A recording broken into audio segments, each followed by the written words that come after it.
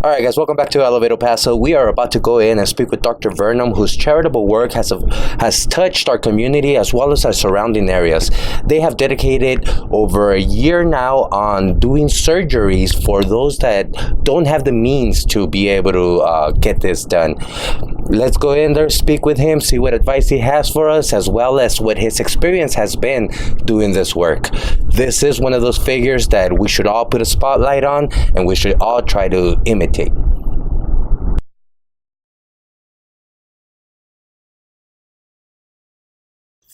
Dr. Vernon, how are you? Nice to meet you. Doctor, I've been hearing great things about you. I hear that you have a philanthropical program going on in our community as well as in Juarez, where you're getting to do a lot of surgeries on some of these low-income kids. Can you please tell us a little bit about that? So about a year and a half ago, we started initiated a program at the FEMOP hospital in Juarez, Mexico. And for the past year, we've been evaluating, and treating children mainly with cleft lip and palate deformity. And we usually do about 3 surgeries a month at the hospital in Juarez. And we've also brought some children across to operate here in El Paso. Tell us about this association that you got involved with and how it is that it started. Well, FEMOP has been around for a long time.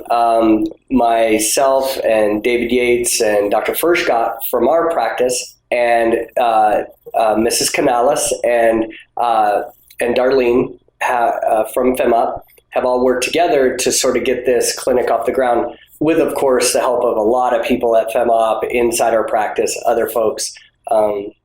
Is the lip surgeries what they specialize in? So myself, Dr. Yates, and Dr. Furschgott all focus on this area. Both Dr. Furschgott and Dr. Yates are fellowship trained in cleft lip and palate craniofacial surgery. Myself, I do a lot more of the hard tissue bony work of the face.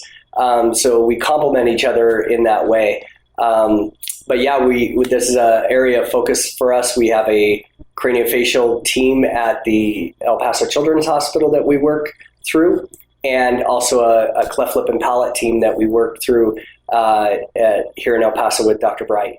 So after a year of doing this work in the Juarez community, tell me about something you've been able to take away from it, about that experience itself. You know, the children over there, I mean, it's just really amazing to go over there and see the work that gets done, the strength of the organization at FEMOP, both on the El Paso side and the Juarez side.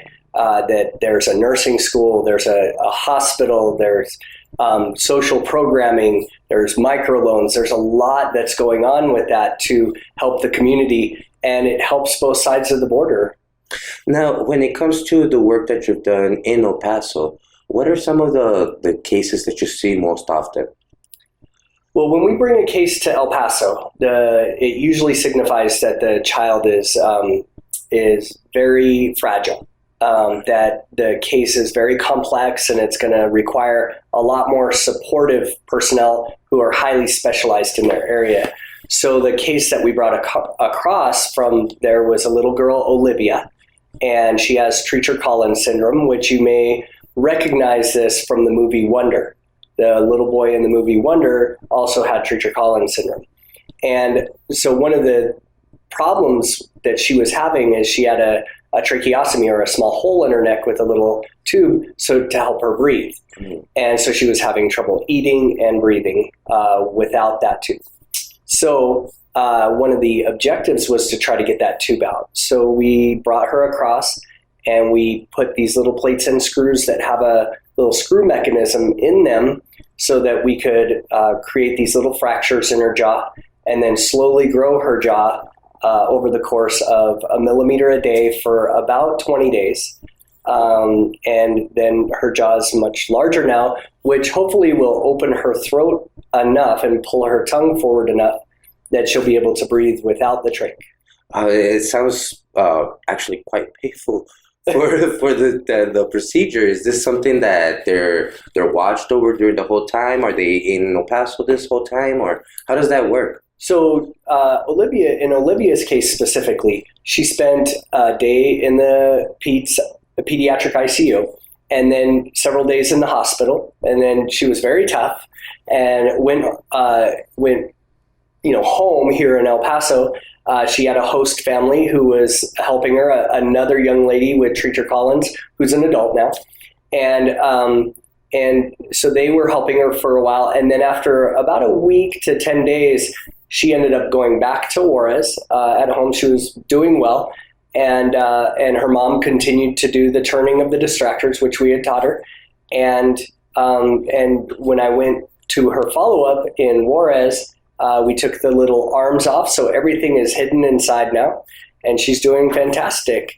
And to tell you the truth, the distraction is kind of a funny thing. It looks and sounds like it would hurt a lot, but usually it feels like you get your braces tightened really tight for about an hour after you turn them, and then it relaxes, and usually they actually feel pretty well.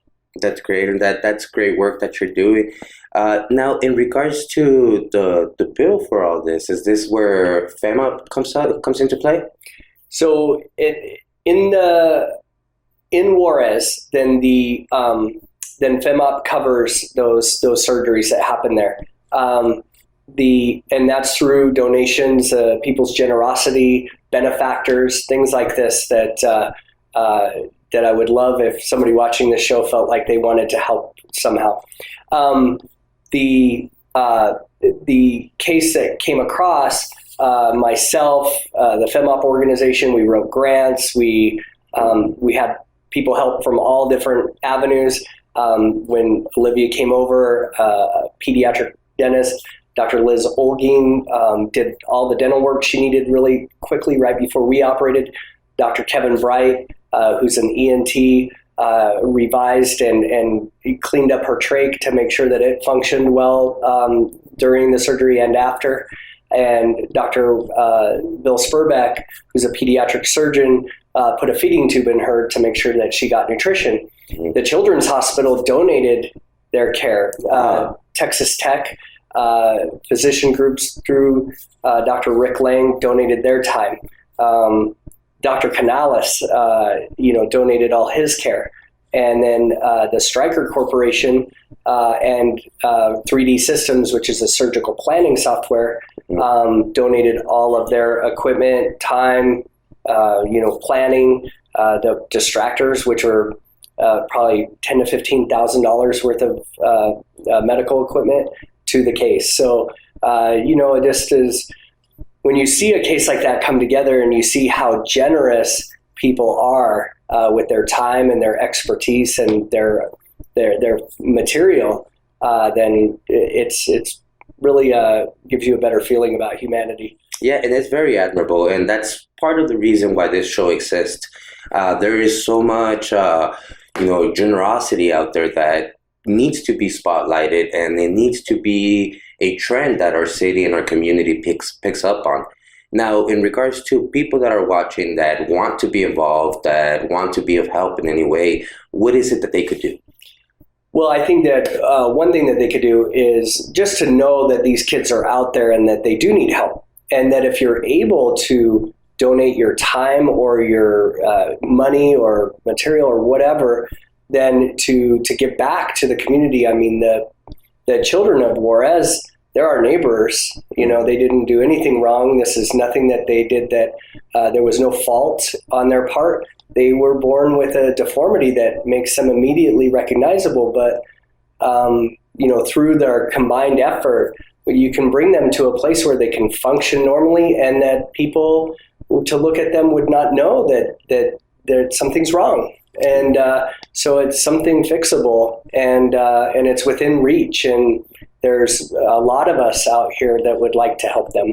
And some of the limit is resource, So if they want to get involved, there's a chapter of FEMOP, a part of the organization that's on the El Paso side, and a part that's on the Juarez side. And it's you get a tax deduction, I guess, if you donate to it, or you go to the FEMOP Gala in the fall, or however you choose to help. If you want to help these sort of things happen in El Paso, then you can look at the El Paso Children's Hospital Foundation, which also supports this kind of effort. There's Borderless Giving. There's a lot of ways to participate in this sort of thing and to help children on both sides of the border. Yeah, and that's wonderful because I do believe that there is many who want to help, just don't know how to go about it. So that's great information. Now, excuse my ignorance, but is it me or does it seem like these cases are a bit more common in Mexico than they are here? And is there a reason for this? Well, we have recognized that we think that the occurrence of facial deformity is higher in this area, no matter which side of the border you're on. Oh, wow. Because the genetics are the same. Right. And so there's a genetic component. There's a component that is made up of nutritional or environmental things. Mm-hmm. So there is a higher occurrence. But then on what you see on the Mexico side in Chihuahua is that you see a delay in how soon the kids get cared. So these things can impact their ability to speak appropriately. There's some stigma that happens that people can look at them and judge them, or bullying, or whatever you want to call it, that the kids don't get fixed as early, or the timing isn't as appropriate as it would be in a more controlled setting. Yeah, and again, it's mind-blowing to hear that this has to do with our environment. Is there a specific cause in our environment? Is there something in our particular geographic area that makes our environment more prone to this? No, I don't know. I think that the cleft lip and palate occurrence is higher in people of Native American descent. And so there is a Native American component in this area that I don't think you can ignore, that you say, well, of course, there's a lot of people who are descendants of Native American, whether it's directly or mixed. So there's some idea that may be at play, that the fortification of food with different vitamins or minerals helps to decrease some of the occurrence. But, these things are not well known, but when you see the population and you're trying to figure out what's going on, I think it would take a large population study that I don't know if we're ready to do yet. But we do recognize that you feel like there's a higher number than you were expecting. Right. Now, Doctor, shifting gears a little bit, our program is designed to raise quality of life. Is there any advice you could give our audience, or just any thoughts or tips for all of us out there who are in this process of raising our quality of life? What would you tell them? Well, I think first, to make sure that people visit a dentist regularly, that they take their children to visit a dentist regularly, because there's a lot of things that are small and preventable that can become bigger issues, and that seeing a dentist, whether an adult or a child, can prevent some illness in the community. I think that that oral care understanding and public knowledge is not what it should be in this area. I think seeing a pediatrician regularly as a child can help. And then there's some very obvious things that you see here when you work in the hospitals, and that's one of them: infections related to tooth problems in the pediatric and adult population. I think injury prevention is another thing. Simple things like wearing a mouth guard when you're in sports. I mean, soccer is very popular here. There's a lot of unprotected face contact. Wearing a mouth guard can protect your teeth. So I think that's low-hanging fruit. And I tell these kids, I'm like, well, if it's good enough for LeBron James, right, then you're not above that, right? So get a mouth guard. And then, helmets when riding bikes and things like this to prevent injuries, both to the, head injuries, but also facial injury. So it's up as simple as making sure all safety components are there. Right. Awesome. Thank you, Doctor, so much for your time. I hope that we're able to come back, visit with you again, and continue to witness the progress and the work that you've done. Thank you very much. It was great to meet you. Thank you.